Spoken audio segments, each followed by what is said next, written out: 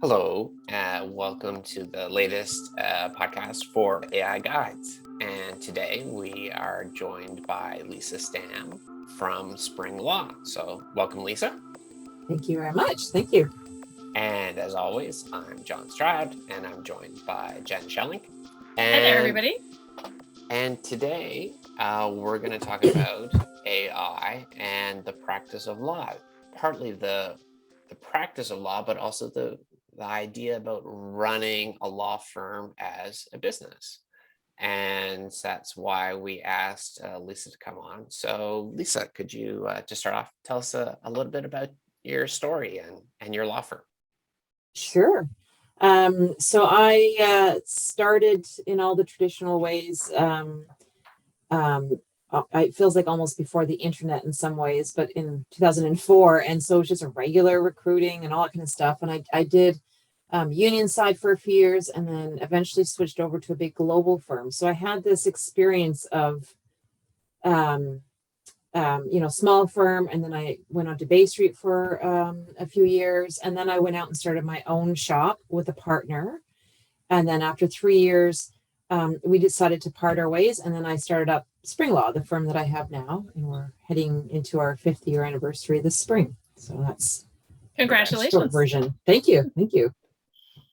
Now, with that firm, when you set it up, it was a little different than a traditional firm, though, right? Because you don't actually see any clients in person. Correct. So I started it up in 2017, in the late winter, early spring of 2017, and I knew that what I wanted more than anything else was to have a really integrated digital conveyor belt, I always like to say, of all the data coming into the firm and being used in a really efficient way, and to have it completely virtual. So just as a rule, nobody can meet clients in person unless they're doing a legal proceeding. I mean, we only have so much sway with the judges. So if it's a legal proceeding, we have to show up there. But otherwise, it's 100% virtual all the time, and built the whole business plan around that. I mean, the COVID pandemic has made this all no big whoop, but beforehand, it was still sorting through what that would look like. And why did you do that before COVID?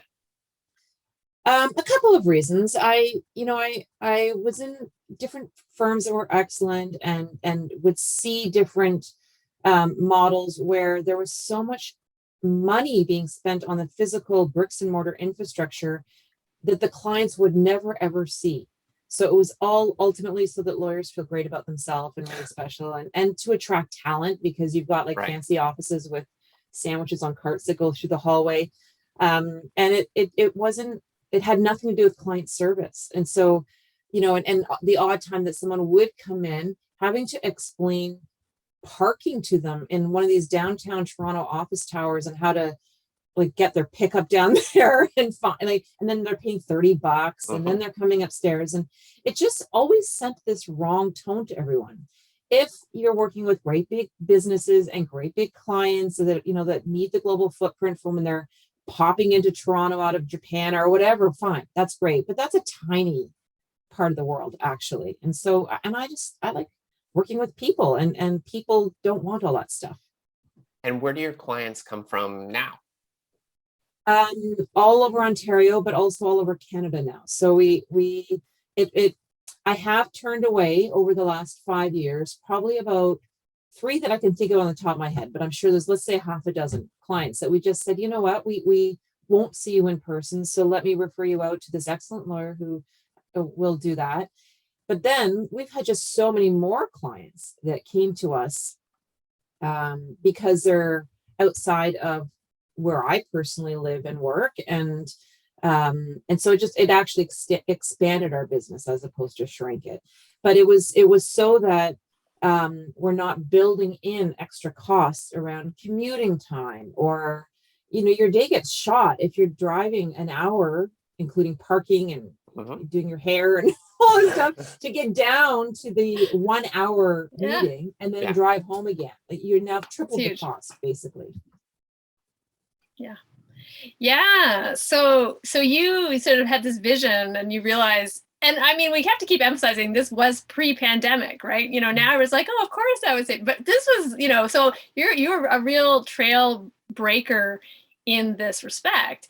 And I'm imagining that, some of the people who are listening to you describe this, especially if we cast our minds back to that time, they're probably thinking like, how did you make this vision become a reality? How did you talked about this digital conveyor belt that you wanted to have, but how did you actually go from that at the time extremely trailblazing vision to making it happen? Well, I, for many years, have always been interested in this. And I remember even in like 2010, 2013, running across articles about VLOs, virtual law offices.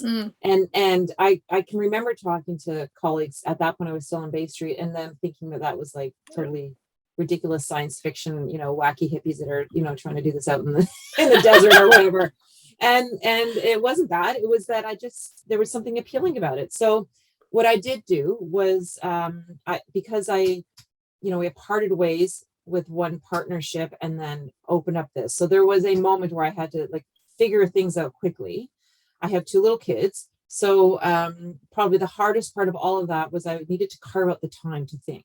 And so I just needed to like pull all the stuff that was sort of all over my office and go somewhere and plan. So, I would have loved to have gone to the Bahamas for a week and, done some serious Sat under your umbrella.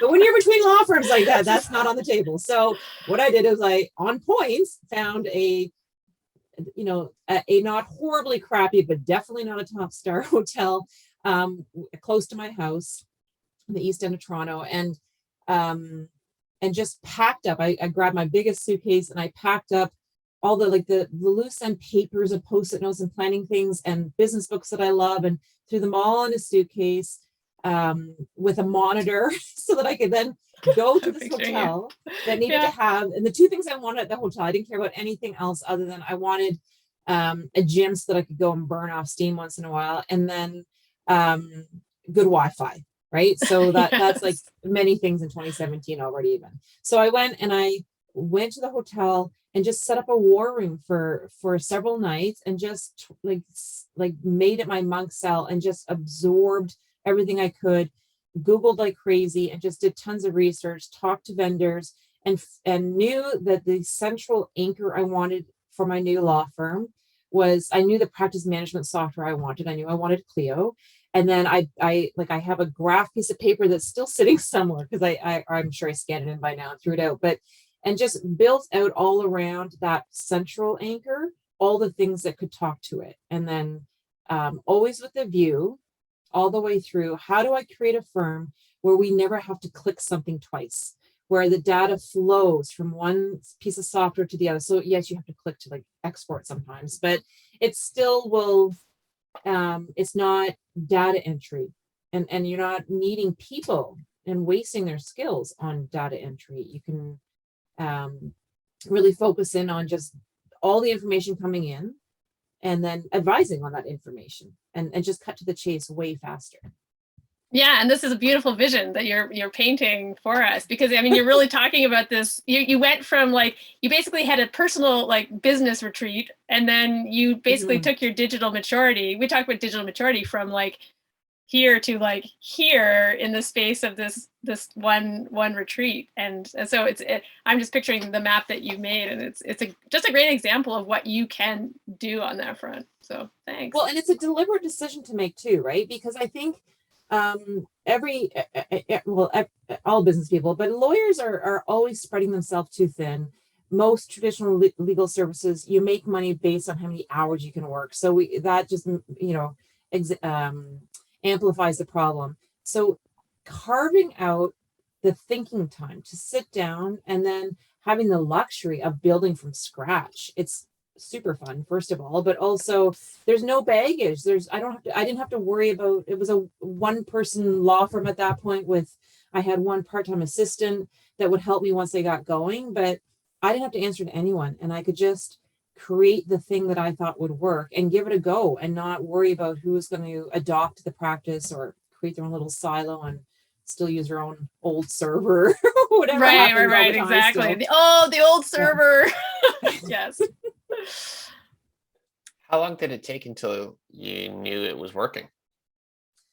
Well, if you do it right, you don't have I didn't have to worry about rent or infrastructure that way. So, I was certainly breaking even and covering all my costs, within the first month, and just being very careful, very deliberate about every expense, and then trying hard to grow to match the revenue as opposed to the other way around. But I'm heading in on 5 years, and lots of stuff happens all along the way. So it's definitely at times more of an art than a science of things that I didn't predict, but that infrastructure has not changed.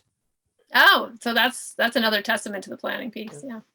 Yeah, and you know what? I actually still have here. I'll show you, since this is a podcast with an odd video component you can to show it. us things. I know I can show you something, but I'll describe it for anyone who's only listening. Here's a little post-it note that I had created at the time. It's the departments that I divided. You can see February 2017. Yes. And I divided, okay, if I'm going to create a business, what are the departments that I need to think about? Because I don't love all aspects of it. And I don't have strengths in every aspect. So I was really worried that I would just gravitate to the things I like and not pay enough attention to the things that I'm either crappy at or I'm not naturally drawn to. And so I created, for my little dinky law firm, the departments that I would have, and organized everything around that. And to this day, I still do. We started rolling out Asana recently, and I still am just stuck on, number one is HR people. Number two is laws. Number three is finances. Like, I still have this sort of structure, and our server reflects that. My labels and my Gmail reflects it. Like, I just have this structure to put everything in. And that hasn't changed. Other than that, this is all paperless now. Well, that's other than the paper's gone. But I mean, and what you're describing is an information architecture. So you basically you built your information architecture based on your organizational structure, and that's a very good thing to do, and it's worked for you. So yeah. So there's a name for it. I didn't know that. Yeah. So I just like, how do I not screw up? That was actually what I was after. You're a savant. So as part of your digital maturity, you are a small firm, and you're actually using artificial intelligence. We are. Can you talk about that? Sure. Unlike 5 or 6 or 7 or 10 years ago, where you'd have to hire someone to do all that for you, now there's just so many software programs that are available. It's like a simple matter of subscribing to things, but then baking it into your firm's workflows. So the main area we're using it for now is our legal research. And there's some great companies out there that are producing great legal research. And so we're always trying to bake in the systems that the legal research, the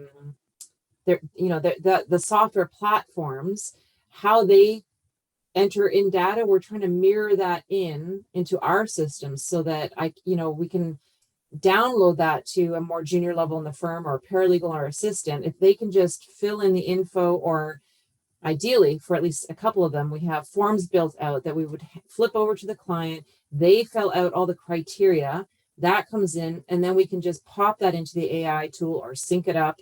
At some point we'll get there, zap it together somehow or whatever it might be, and then run the AI tool to get a prediction of what the court would award we only do employment law at our firm. So there's a couple of great programs out there that will predict what a court would award an employee today. And it's transforming legal services very quickly.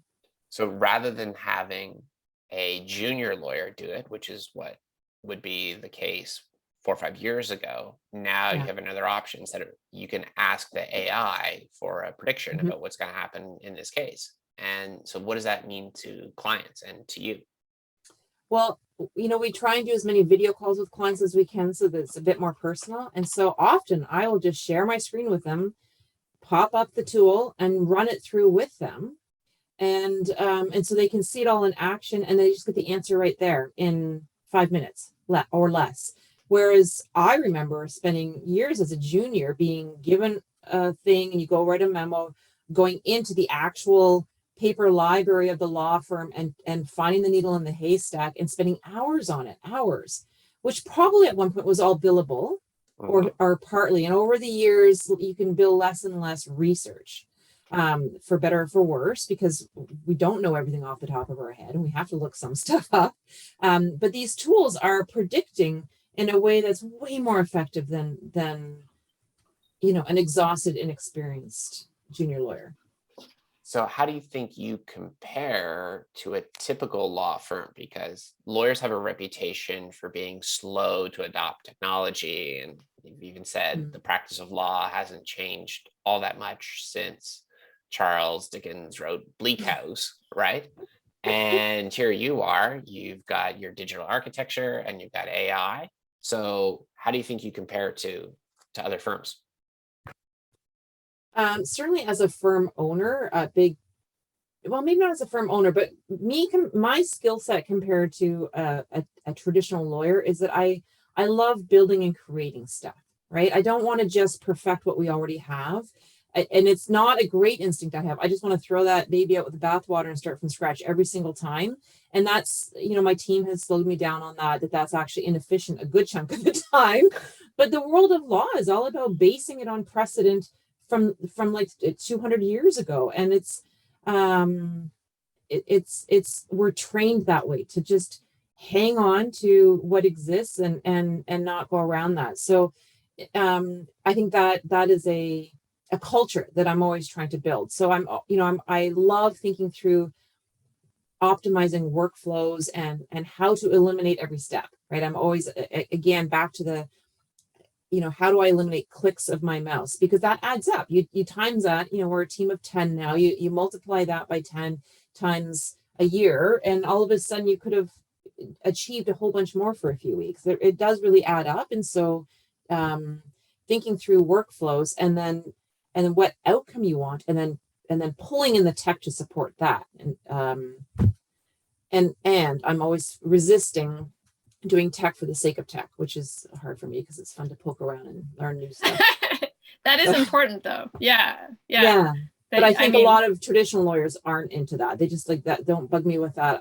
I'm a high fact finder. I want security. I want to do what I did yesterday and make lots of money. And so if you love poking around with tech, then it makes it all a lot more fun too. Well, I want to pick up on that thread because, of course, I'm imagining people who are watching this and they're thinking, well, all those people are super technical people. And, I don't know about this. And I think part of it, people think that we sugarcoat how easy it is to use technology. And they're like, I'm not sure about that. But so in the interest of, telling people we're not trying to sugarcoat things, my next question for you relates to what you would say have been some of the challenges you have experienced adopting this technology? Because I'm sure it hasn't been like all just smooth sailing. Right. It's true. It's quite true. And I think every single organization will have this around change management. And whether it's related to tech or you move the desks around or whatever it might be, change management can be really hard. I am pretty grateful that our team is open to always moving things along, and we certainly try hard to hire people that demonstrate an openness to that, but it's hard to always predict. But the hardest thing about tech is people, I think, is getting people comfortable with it and learning the right cadence to roll out new tech. It can't be at my pace because I don't care if I don't know it. I'm just going to play around and I don't get ticked off by that. I'll just Google it a bit more or I'll just leave it unfinished and do it tomorrow. And it's I don't mind the unfamiliarity of that, but that's not, I think, how most people are wired. I learned this because we did a skills test a year ago with the team, almost a year ago now, as we were getting some coaching on how to keep improving our workflows. And so we all had to do a Colby assessment, and the whole team came back with largely predictable-ish range of results, right? The lawyers were high fact finders. They don't want to reinvent the wheel every day. And the assistants were really good about follow through and doing, like, it was pretty. And then You're I was like, off in this little corner of like, don't burden me with too many facts. I just want to quick start everything and move things along. You know what your numbers are? I can't remember off the top of my head, actually, because that's like a fact. Why would I retain that? That's a high fact. Okay, right, of course. Like, I don't know. I just like I can look that up later. And always, I know the one where it was like future, thinking about the future. That was like one of my highest scores. I'm just always looking at what will this look like down the road and where to go next. And then just picking up on some of those other issues and risks. So you're a law firm, so you have to be worried about people's privacy and confidentiality. How do you ensure that you protect those? Sure. It just occurred to me, though, as you're asking that question, I don't know why, because I don't know that they're related, but I'm just, the last question you asked about challenges. Yeah. Security is part of it, for sure. I think that's what triggered me. But the other massive challenge, especially pre-COVID, was the adjudicators in the world of law. And often beyond their control, because they're within an infrastructure that is what it is. But we could do all the digital and tech savvy type of approach that we want. But then you get to the point where you're now in front of a mediator or you're in court, and that's all heavy paper based. And so all that work you do to have everything all completely digital, and then you still have to like take everything to the printer the week before the hearing. So that COVID has transformed that big time, and it's been interesting to watch. Yeah, that has been changed. But private arbitrators still hit or miss, and it's a comfort zone for them too. People like to just see the paper in front of them and feel it, and have people in the same room where they can. Whereas I think Zoom and video calls are so much more efficient and actually comfortable for many more people than the uncomfortable people think. Right. And so it's and I'm obviously very biased in the other direction. So somewhere in the middle is the truth, I guess. You mean comfortable for the clients? For all the participants, whoever it might be, whether it's the client or dragging people into court in person is not always, especially, one of the lawyers in our firm did criminal law for years before she joined Spring Law, and she, would tell the stories of dragging people out of the cell into court, and if they had a mental health issue, all the and like the getting them there, like all the distress of it, and then you've got the guards and the police involved, and like tasers involved and medication involved to just get them to court to set a date for their next appearance.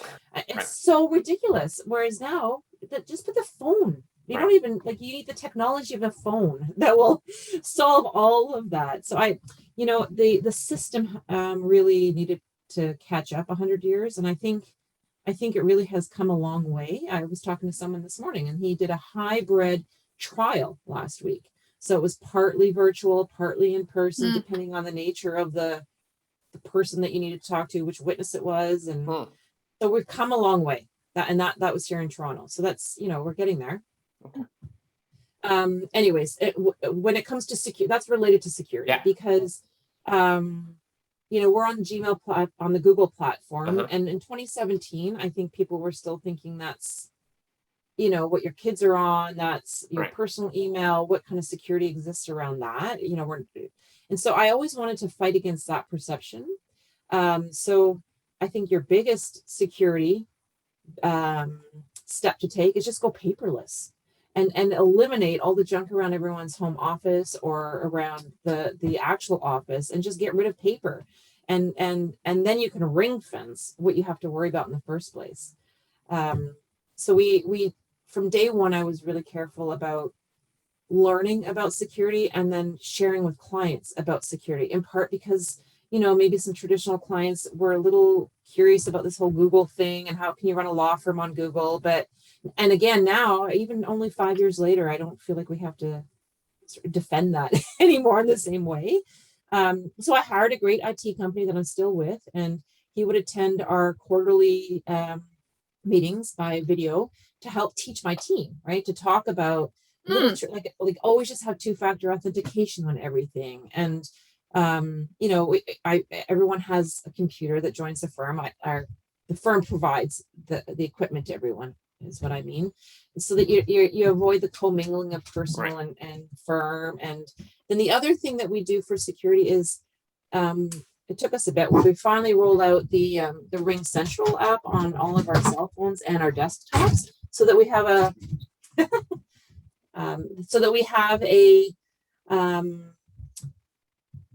sorry, it just rang, and you can't hear it because it's in my phone, but like right on, it rang right on cue there. But it's so that it ring fences all the contacts and the client information into a single secure app on phones, instead of people using their cell phones and mixing all the contacts in general. So we're able to try and streamline exactly where all of the client contacts are sitting, mostly for confidentiality. But I think as a business person, it's a good way to secure the business, you know, the business risk there as well. Okay, Jen, anything else on privacy or confidentiality? No, that's good. This is an ongoing issue for us that we care a lot about. Well, you know, the biggest thing, I say this as, let me give you some legal advice as an employment lawyer, just stick it in the contract up front, right? I have a whole section on remote working that I built out in 2017 before all the COVID stuff. And it speaks to things like, you know, and just expected communications. And, you know, people are contractually required to have a dedicated room. I don't want you working on a dining room table. First of all, we have 3 big monitors, a scanner, a printer, like everything is all in one big, like you need a dedicated desk for that. And it's also Law Society concerns. I mean, I think they've forced to get a bit flexible on that over the last 2 years, but just stick it right in the contract about what the expectations are. But and more employment law advice for you, when you actually interview someone, you can't say, hey, do you have a nice big home with an extra room for this? Because then you're getting into like social status issues and discriminating and not hiring poor people. So, you know, or how do you get around their mom then? Still. Pardon? How do you get around that? I simply ask, do you have a dedicated office available to work in? Okay. Hopefully it's not the garage, right? Hopefully it's like a real room in a house. So we work on that. But so you've come so far in a few years, and wondering, where do you see yourself 3 years from now? So it is always difficult to predict that, because technology changes and I love to move quickly with it. So I on the one hand, I'm always a little hesitant to say, but what I do know for sure is I don't need to be a lot bigger than what I am now. We've got 10 people on the team. I am, you know, recruiting and looking to hire 2 people this summer, but that's because I've got 2 of our lawyers that are going on a mat leave. And so so, you know, I hope to keep everybody after, but I don't need it to get bigger, because I would much rather scale with more legal products and more automation, and just keep really heavily focused on how do we fine tune and make existing legal services efficient, and not just throw more time at everything, and not more one-on-one. The more we can build out legal services that are one-to-many, or legal products that are one-to-many, or marry things together. So, you know, like we have a subscription program where the members can go onto our legal documents hub and just grab the template from there, do what they want to do on their end, and then call us, and then we can advise. So it is more of a volume play from a business point of view, but I'm always putting myself in their shoes as a fellow small business owner. And I don't have it, and I don't want to put it in my budget to be spending, you know, $4,000 every time I need a new contract done. It doesn't make any sense. Not when it's something that there's so much commonality. Now, we also are in a practice area where it facilitates this approach of automating services as much as possible. but I also tried to avoid some areas where I think it's going to be really highly bespoke, because it gets messy and not really what we're interested in doing. Could you see the AI doing some of the drafting for you? Yes. Okay. So it's been on my list of things to do last year and this year, and earlier. A lot more doc automation, right? A lot more of, instead of just a Google form, which is great still, but but it drops that into a spreadsheet. You still have to pluck the spreadsheet information out. And we have explored with different software options over the last couple of years. You send that questionnaire out to the client, they send it back in, and or you send the questionnaire out and out pops the template of the thing they're looking for. So it's there's lots of firms doing that already. So I'm behind on that piece for sure. I know we are. So for now we rely a lot on templates. But it restricts the value. It really contains the value to the client, because there's still going to have to be this manual component of it if you don't have the AI tool that can just build that out. And that stuff exists already. I mean, I can think of a couple of companies off the top of my head that already do that for law firms and other companies. So it's on my list. That's on your AI wish list, right? Do you have an AI wish list?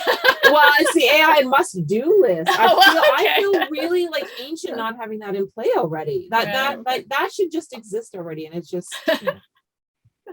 working on it. John, do you have any other questions, or should I ask our final question that we always like to ask people at the end? Yeah. So the question is that if you could have a personal AI assistant like the Jarvis AI from Iron Man, for those who may or may not be familiar with that character, what would you get your Jarvis to do? Well, this is a live issue for me, because this is my mouse. For anyone who's not on the clearly you have whoever's only on audio, what you're missing is my awesome mouse. It's an Iron Man mouse where the helmet and the eyes, when it's working, like it's like a blue light of the eyes even. So it's an amazing mouse pad, or mouse, I should say. It is very cool. So my team actually bought that for me as a gift once, which was very kind. If I had Jarvis, there's two things that I would love. Number one is time travel, because I'm sure that AI tool doesn't exist yet, but I would Jarvis, like it to be do built. the time travel. Yeah, exactly. Please. So that I can go back and just like add another 8 hours to many days, or I just want another 8 hours. Without sacrificing family time. I still want to go to the movies and go out for dinner, but then also have like a really kick-ass day full of all kinds of productivity. And there's you kind of want a time bubble. It's like if you had like a time bubble that you could like Jarvis could set up a bubble for you. Yeah, and to just like teleport in and out. Yeah. And then but keep my life going. So a bubble to expand it out. The second thing is if Jarvis is unavailable to do that, then if Jarvis could please clone me, that would be awesome. Because then I could I could do work, and then I could also go. Wow. Well, and you could put the clone in the bubble also. And if I do multiple clones, that's world domination territory. Yeah. Awesome. I see where you're thinking here. Well, awesome. Until that happens, Okay. All right. Well, thank you very much, Lisa, for taking the time to do this. Do you have any bits of advice for someone who might be thinking of changing their firm and trying to modernize? I think really thinking through the client journey and the practical solution that you want first, and then attach tech to it. I know that I've got lots of tech all over the place, and the next step for me is to then really convert that to a far more efficient AI, right? It's like I'm using the horse and cart right now, and I want to start driving a car. I feel like that's where AI will help me. And we've got little bits of it here and there, and it's one great big onion, not to have so many metaphors in one sentence, but just one layer at a time. And so I know I need the doc automation thing in place, for example, and that's one of the sooner layers of that onion that I want to get to, for sure. And if people want to get hold of you, what's the best way to do that? Come to my website, springlaw.ca. And then my email address is lstam@springlaw.ca. And if you phone me, don't leave a message because I'll never listen to it. So just email me or come to the website. Send the emails. Send the emails. Yes. Okay. Yes. Super. Well, thank you so much. Any last words? No, thank you. I love what you guys do, right? I mean, I love what how you break it down into human language and human warm help to guide people and not try to talk over everyone and make yourself sound all fancy and smart. It's AI is another tool in the toolbox and something that we all have to really pay attention to. So I love AI guides. I think you guys are you're really making big inroads in the market to help people. It's nice to watch. Thank you so much. Thank You're you. very kind. And that's it. Thank you, guys.